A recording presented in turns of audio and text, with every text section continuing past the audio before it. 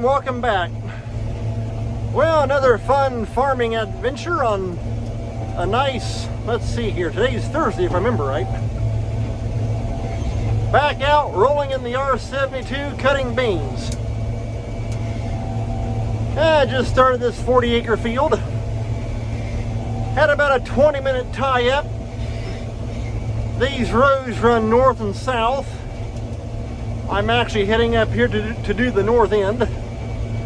And as I was doing the south end, all of a sudden my sickle stopped on me.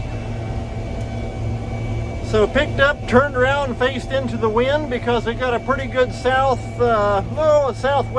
breeze running today. And got out, started looking, picked up an old horseshoe. Let me tell you something, that will stop your cutter bar awful fast.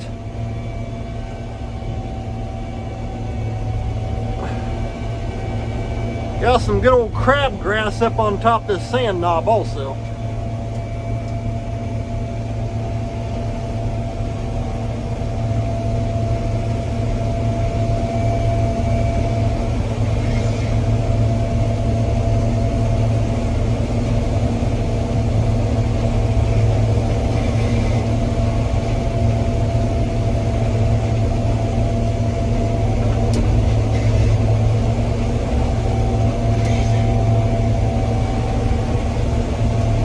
So got the horseshoe dug out. Gotta watch I don't pick up that steel post. That's property line post.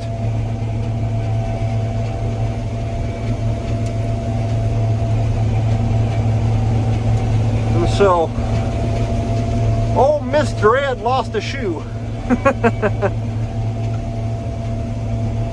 But that old shoe's been out here for a long time. Back when they farmed with horses. So that would have been, oh wow, 1920s, maybe up until about the 1930s, but by that time tractors were coming into play. And so I would guess probably back somewhere around the 1920s would have been when they will last farm with horses in this area. However, I do remember my grandpa talking about horses, and that would have been into the 30s, and so it's hard to say. So yeah, right there along about the early 1930s, probably early to maybe mid, would have been when they would have been when they would have been farming with horses.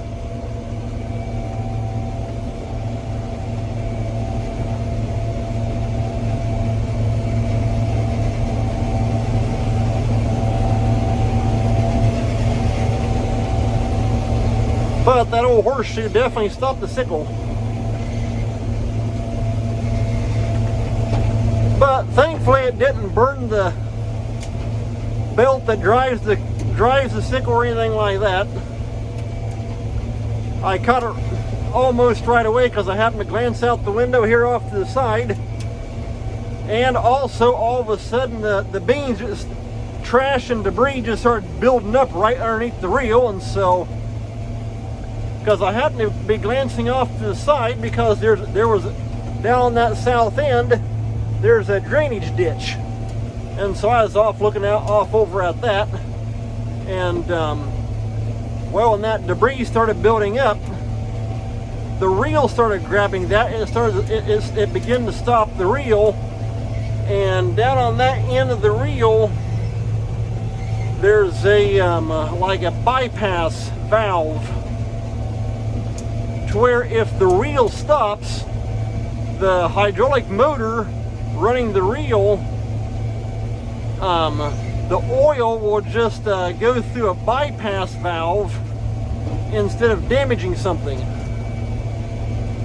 In fact, if you saw the couple videos I posted back in the summer of combining rye, it's pretty common in thick, tall rye for that valve to be constantly squalling out there, because you're just going so slow and you just got so much debris coming in. And I have the reel going slow anyway, but it's not too common for that bypass valve to become always be tripping out.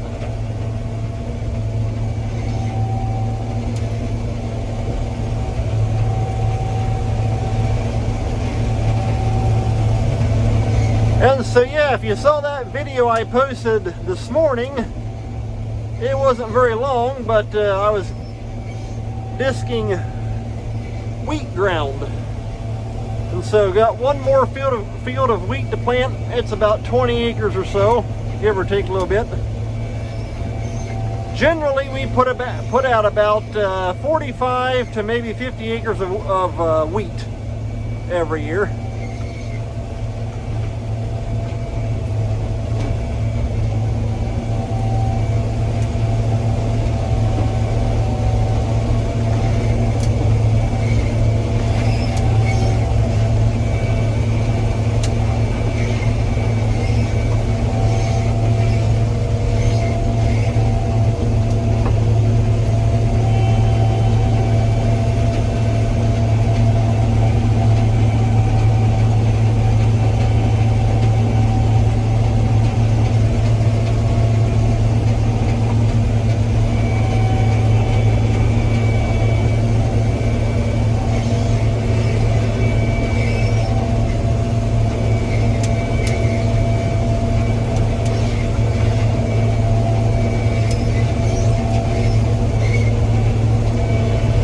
And if you're wondering what that squeaky noise is, hang on, I gotta talk to the grain cart driver. Yeah, Rod, I'm just gonna make a round over here by the road, then come back across that north end.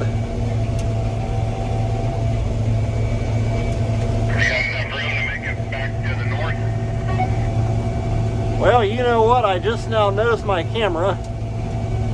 You better head this way.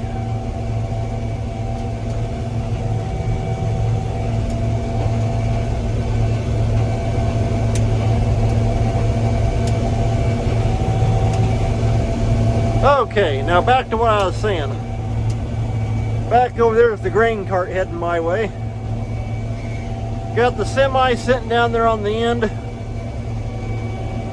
That is the one good thing that we have had with the dry weather is we can park trucks out in the field and we don't have to worry about getting stuck.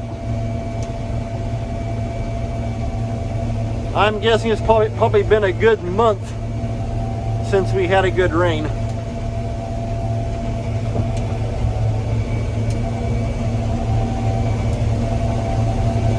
In fact, the guy that's driving the grain cart, he's one of our landlords, he buried a foundation from an old chicken house for a neighbor. He said he dug down probably about 5 feet and the ground was dry. He said once he got on down to about 7 feet, he started to hit moisture. And so yeah, we're bone dry. And so anyway, back to what I was saying about that squeaky noise. It's hit down here in the throat. This combine's got lateral tilt. That's the bin level alarm going off. You can see right there we're coming up. But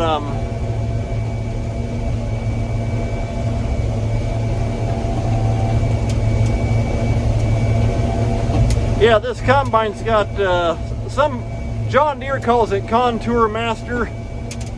Gleaner calls it lateral tilt. But yeah, this is the combine, this is the head. The head pivots back and forth like this. And that big face plate on the front of the throat, at the top of it, it's got like big plastic skid plates that rub up and down like that.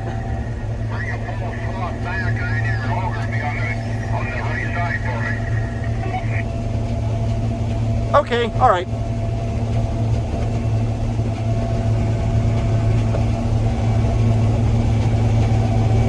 Yeah, you may have to come back my way. I don't think I can make it to that end. Yeah, I seen that when you turn and the dust blew out of the road. I can see beams. Okay, like I've said before, you're going to hear two-way radio chatter.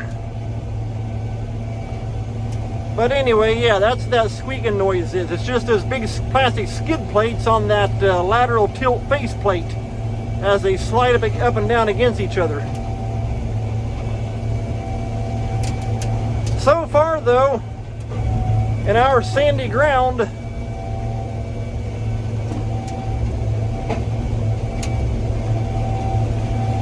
we've been pleasantly pleased with our soybean yields, especially for some of the dry weather that we had this summer. Well, I should say hot and dry.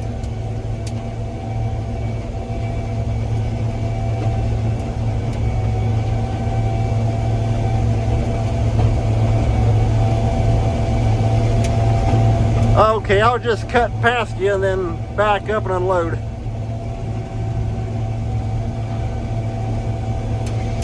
You might get on my fall harvest time video. I got my headset on, my video camera running.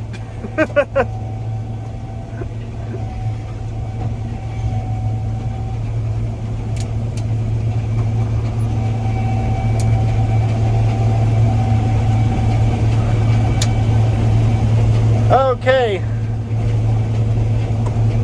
With this machine, we can't really unload too well on the go because the grain cart tire doesn't miss the end of the head by a whole lot. And so to be safe, we just stop, unload, and then take off again. When we got this combine, I took the auger off, and the auger and the flighting, and took it to a machine shop and had them add 1.5 feet to the end out there to extend it on out, because the auger just was not long enough.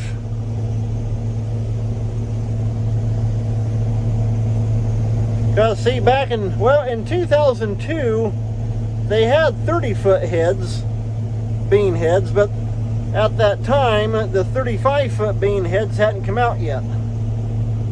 So this machine's a 2002. It's big enough, it's got enough capacity. But, and so the auger was set up for a 30-foot bean head. And so I'm guessing previous owners probably ran either a 25 or maybe a 30-foot bean head on this machine.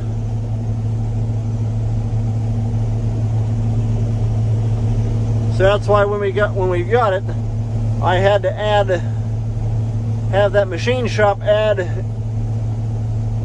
an additional 18 inches out there to extend the auger on out.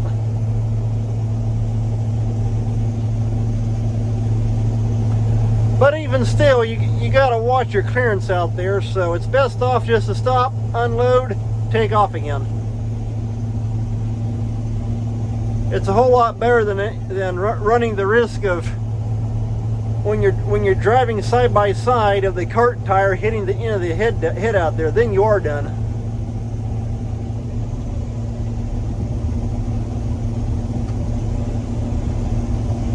Now we have run it before on the go, but whenever we've done that, my brother is running the combine, I'm running the cart. And you just gotta be careful. Okay, my hopper's empty, you're good to go.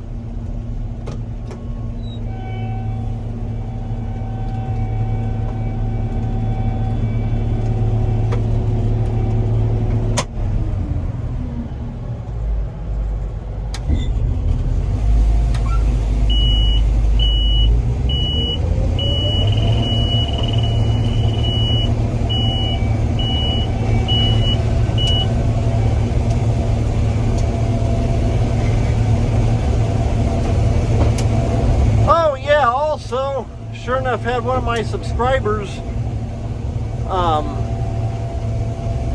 If I remember, I think they are from North Carolina. I think.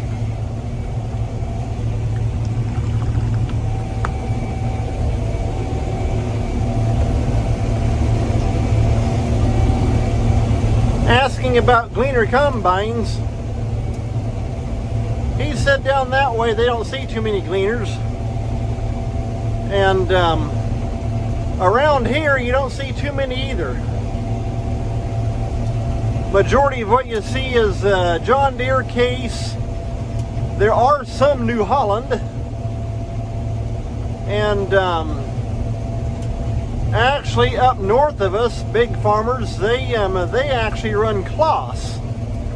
And for this area, Kloss is about like Gleaner. You don't see them too often. But yeah, he was asking if there's any kind of advantages, disadvantages, and that kind of stuff between Gleaner compared to other makes. And yeah, that was a two-way radio again. And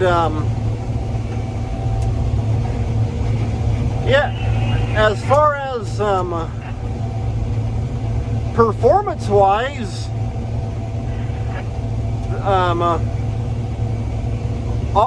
pretty much all brands of combines, they all do good.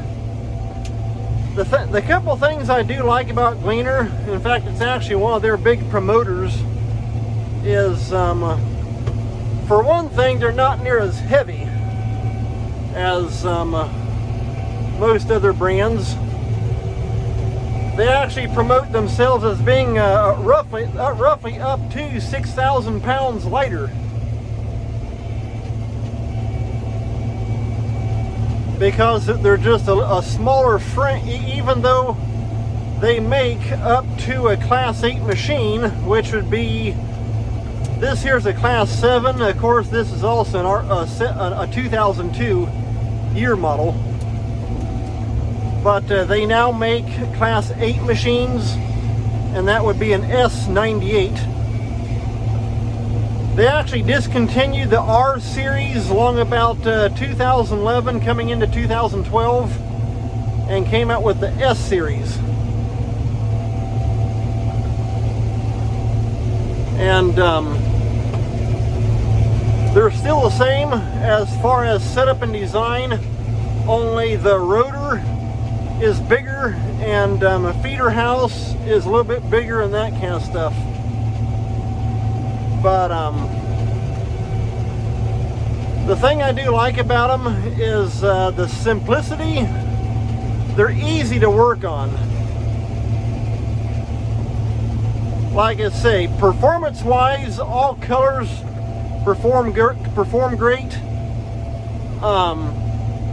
But when it comes to actually working on them, I know here several years ago, a neighbor of mine, I used to help him quite a bit.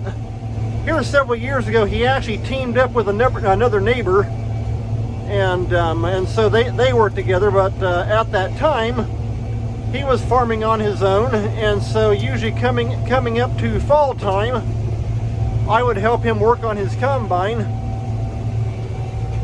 And he always ran John Deere, and the models that I always remember helping him on were let's see here, 9650, 9660, and 9670, if I remember right.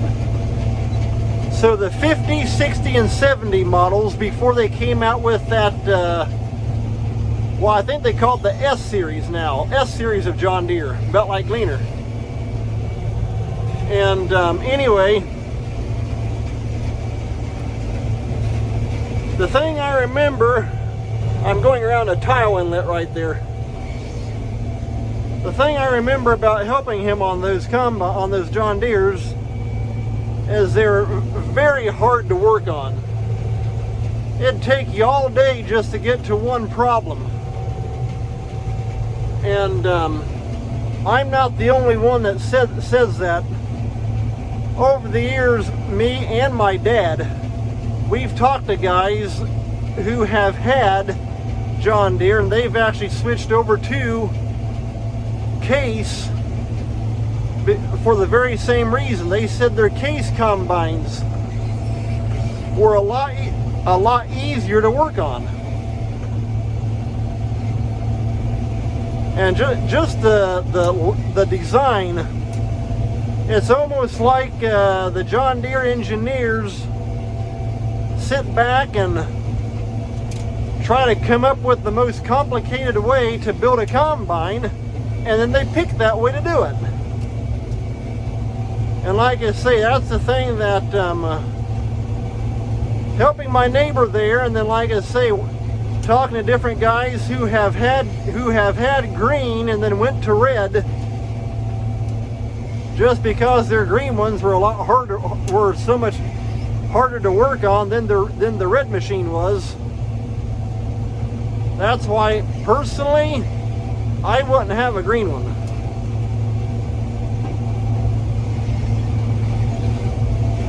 And so, like I say, mainly for working on them, that'd be one of the advantages I would take with the Gleaner over the John Deere. Like I say, I don't really know a lot about Case. My neighbor has an 8120, a big Class 8.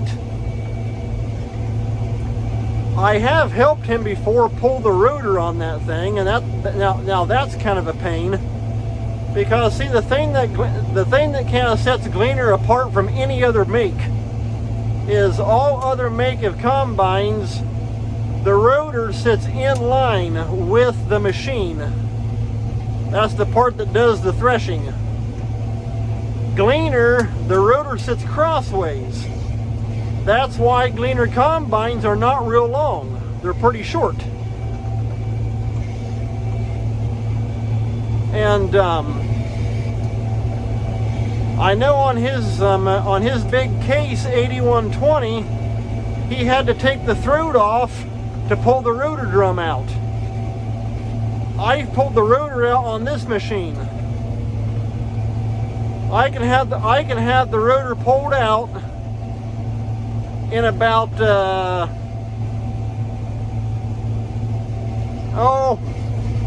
I'm guessing, well, by the time I get the forklift and all my supplies and that kind of stuff all lined up, because I got to use the forklift to do it. But once I get everything all set up, get the panel dropped down, get the end cover taken off, I can roughly I can have the rotor pulled out in about 45 minutes, half hour to 45 minutes.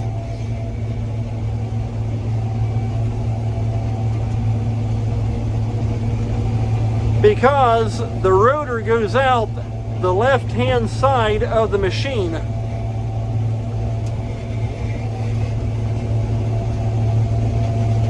And so, back there on the left-hand side, you just drop the outside panel down. There's a big carrier bearing that holds the left-hand end of the rotor. You unbolt that bearing, unbolt, it looks like a big stop sign. Unbolt that big stop sign that holds that carrier bearing, and run your forklift up to it, chain onto the end, and you just back right out with it. Pretty simple setup.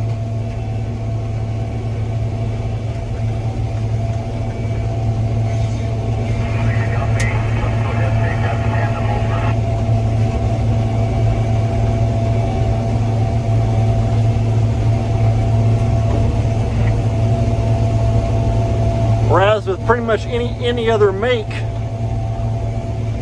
to pull the rotor, you gotta, well, it'll take you a good hour to get your throat and all that stuff pulled off just to get to it. Then you gotta undo everything to take the rotor out and down underneath the cab. And so yeah, like I say, that's the advantages that I like about the Gleaner Combine, is the simple setup.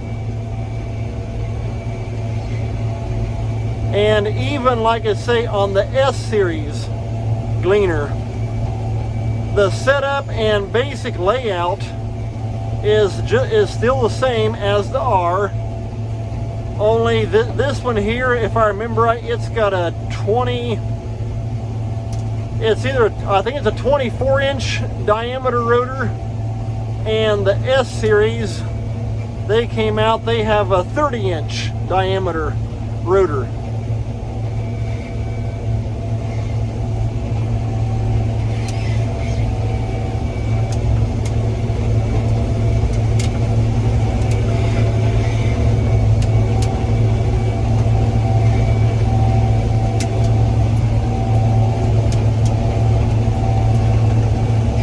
My family, we've run Gleaners for, well, my grandpa and his brother, my great uncle, they ran Gleaners way back in the 70s.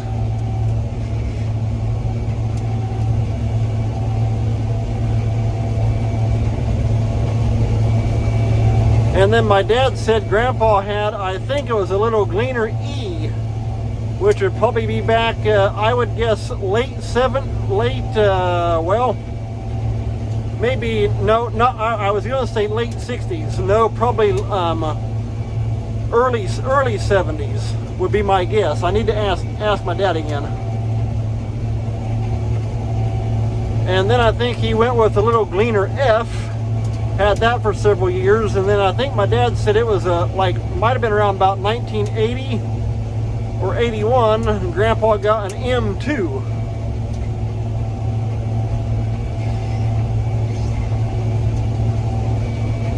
And so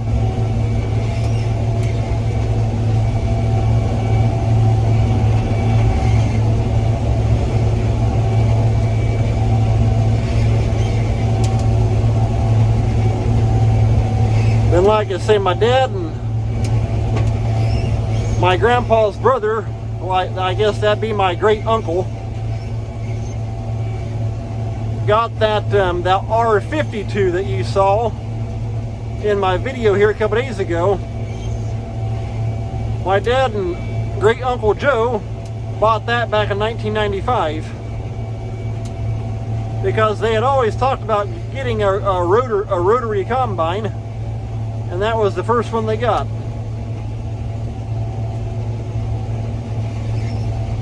And then my grandpa, let's see here, he passed away in 2000,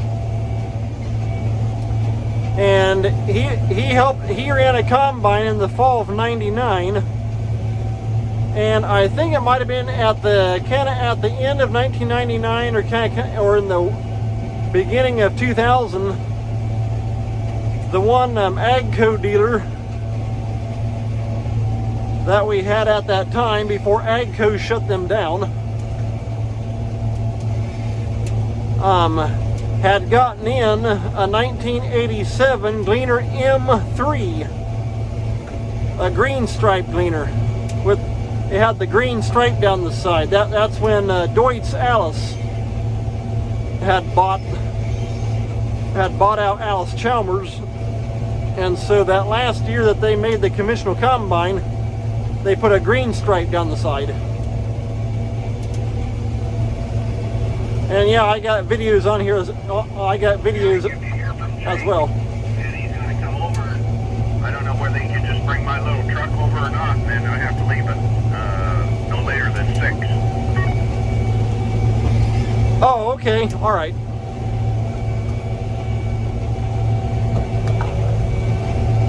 But anyway, like I say, at the early part of 2000 there, my grandpa bought that Gleaner M3 that dealership had, and then he actually passed away April of 2000. So he saw it, but he never got to run the combine. And so in fact, we still have that little M3. Like I say, I've got videos. If you go back into the summer, combining wheat with it. And so we ran that M3 and that R52, that 1993 R52, up until 2011. In 2011, my dad and I bought another R52, a 1996. Because that M3, it was just getting a lot of hours on it. And so, like I say, we bought a second R52. That way we could run both two R52s with both of them running 20-foot heads. And at that time, we ran 4-row corn heads. And then long about, I think it was 2013 or 2014, I was able to find 2 6-row corn heads. And we run wide row corn, 38-inch row spacings. And so finding wide row corn heads is kind of tricky. But because wide row 6-row corn heads is the same frame of an 8-row 30, 20 feet. And so yeah, like I say, we ran those 6-row corn heads on those R52s. In 2017, that R52 that we still have right now, it's got that Deutz air-cooled diesel in it. And we started getting some oil leaks in the engine right around where those cylinder jugs sit down into the block. And so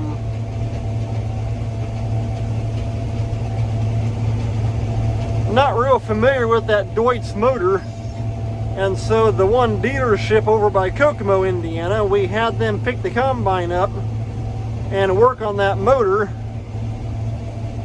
Surprisingly, they were able to find parts for it. And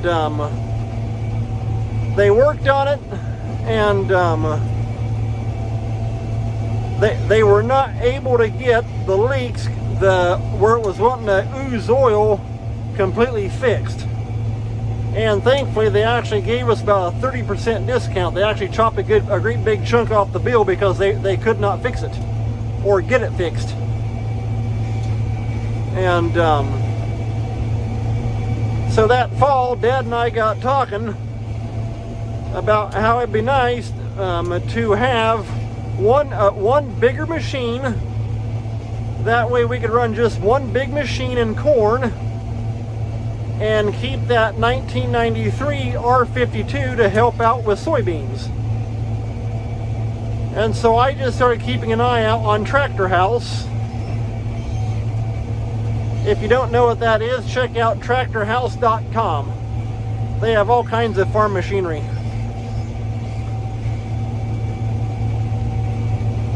And I called and checked out about several different combines here and there.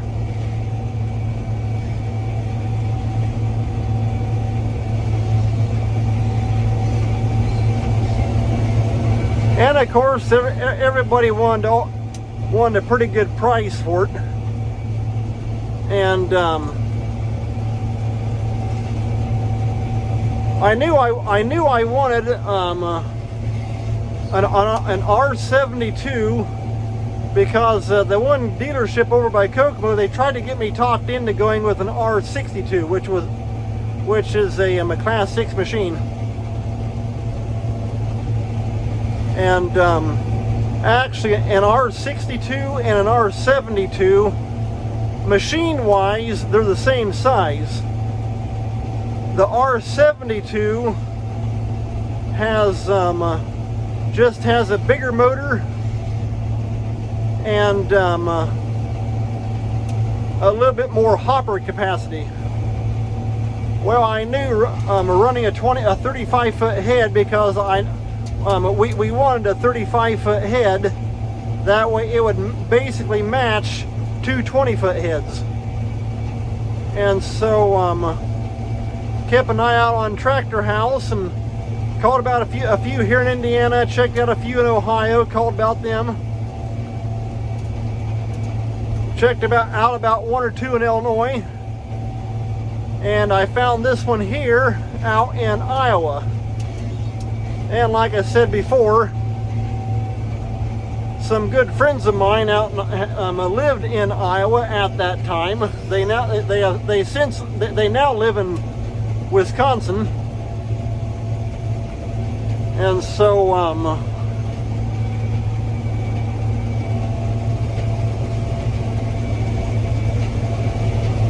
when we got this machine here, that's when we sold that 1996 R52 that Dad and I had got in 2011. We sold that in 2019.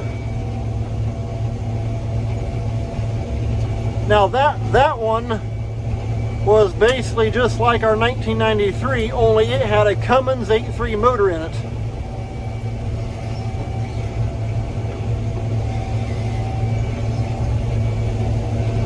And the separating shoe in 1996, Gleaner started running longer separating shoes on their combines, and that one had the longer shoe. It also had a longer unload auger for the hopper.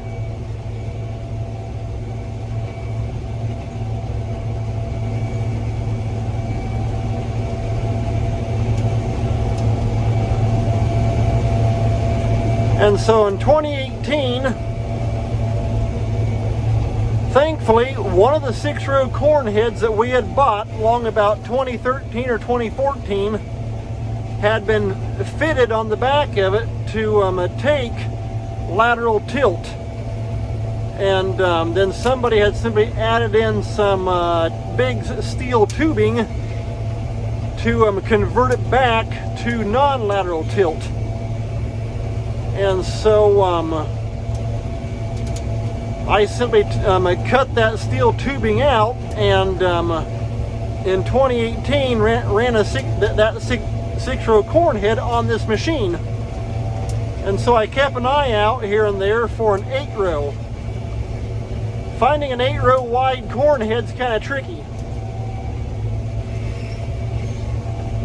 because an 8-row wide is 25 feet wide.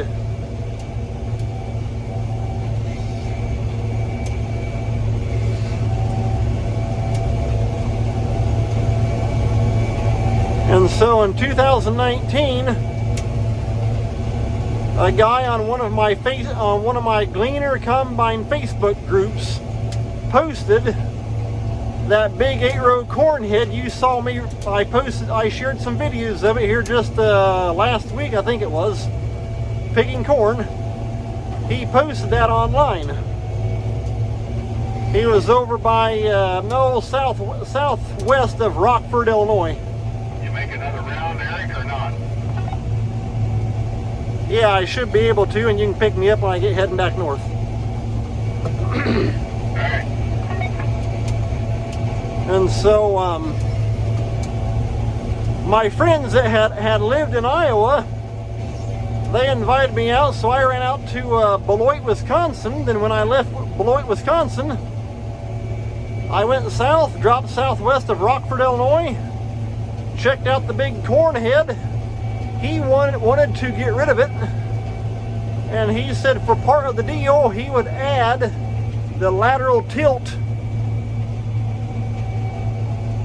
set up on the back of the corn head as part of the deal, because he just wanted to sell it, because he didn't have wide row corn anymore. And so he got that put on there. So I got a big flatbed trailer lined up. Actually is our seed corn salesman. In fact, he actually let us use his big dually pickup truck. And so I think we left our farm about 6 o'clock in the morning. My dad and I, we headed over to Northwest Illinois, got the corn head loaded up, got back about 6:30 that night. And so that big corn has been a real blessing.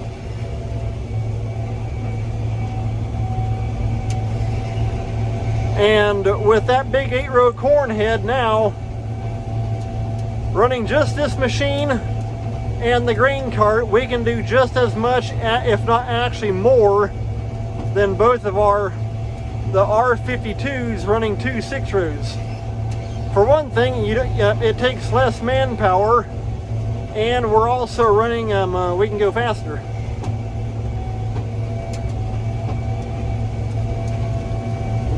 Well, tell you what, I think this video has gone on long enough for now, so I'm going to call an end to this video.